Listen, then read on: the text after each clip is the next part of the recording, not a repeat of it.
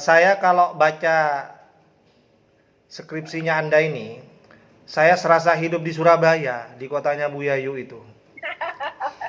Kenapa, Pak? Karena tadi disebutkan Sumenep ini macet, Bu, seperti macetnya Surabaya sama Jakarta ya.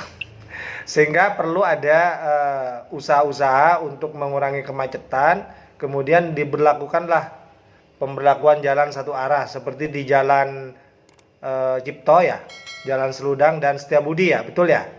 Oh, Baik, saya langsung ke substansi saja. Pertanyaan saya cuma satu aja, selebihnya nanti Bu Yayu sama Pak Absoril aja. Ya.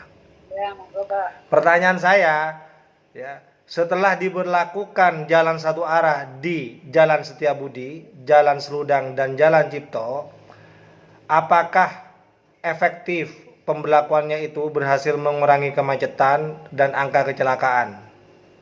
Nah, tolong tunjukkan kepada kami para penguji ya, indikator masing-masing, indikator sebelum diberlakukan. Sebelum diberlakukan jalan satu arah itu, indikator macetnya, indikator kecelakaannya itu seperti apa. Kemudian setelah diberlakukan satu arah, pasti ada perubahan dong mestinya, ya kan? Ada karena sudah ada usaha untuk itu ya.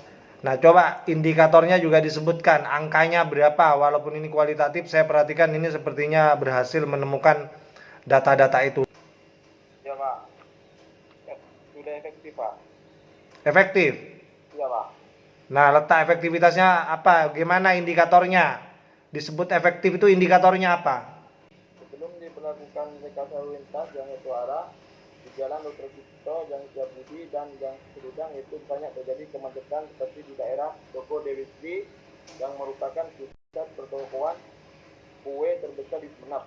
Kemudian ganggang yang menjadi keluar masuk kendaraan di pintu keluar Pasar Anom Sumenep.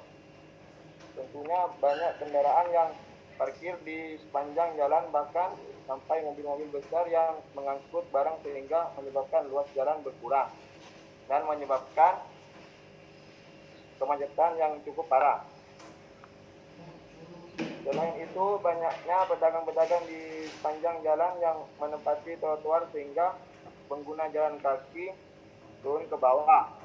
Hal ini yang menyebabkan kemacetan dan berpotensi menyebabkan kecelakaan. Terus setelah diberlakukan jalan satu arah itu efektifnya di mana? Apa sudah tidak macet lagi?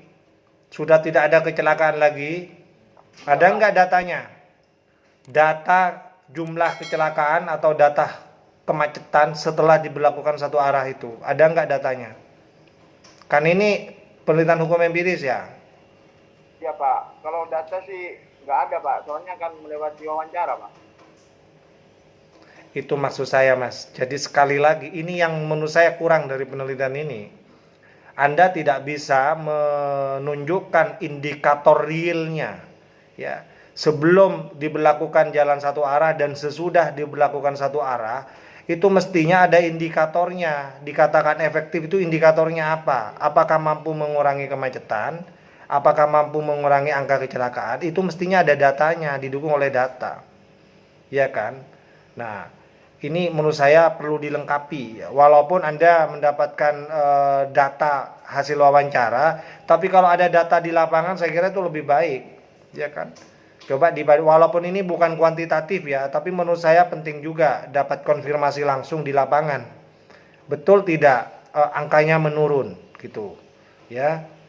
Nah, saya kira itu penting untuk digali lebih dalam tentang itu. Saya kira itu sekedar pemanasan. Saya sebagai penguji cukup satu saja pertanyaannya, ya.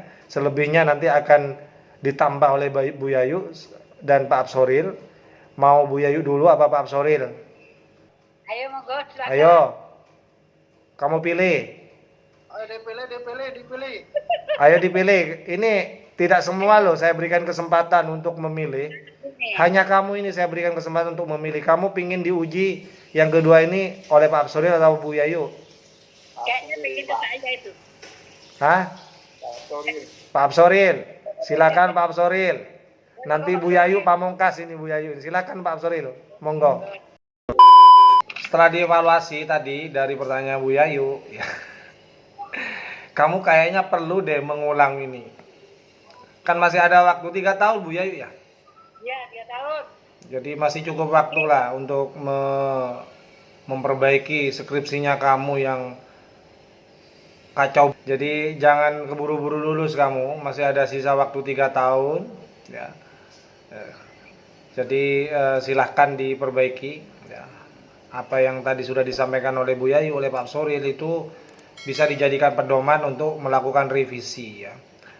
Intinya kita tidak akan meng-ACC apa yang Anda tulis ya sebelum Anda benar-benar merevisi sesuai petunjuk dan sesuai hasil yang disampaikan dalam forum ini ya. Tadi sudah banyak disampaikan oleh Bu Yayu terutama ya, banyak sekali, kemudian dari Pak Suril juga ya.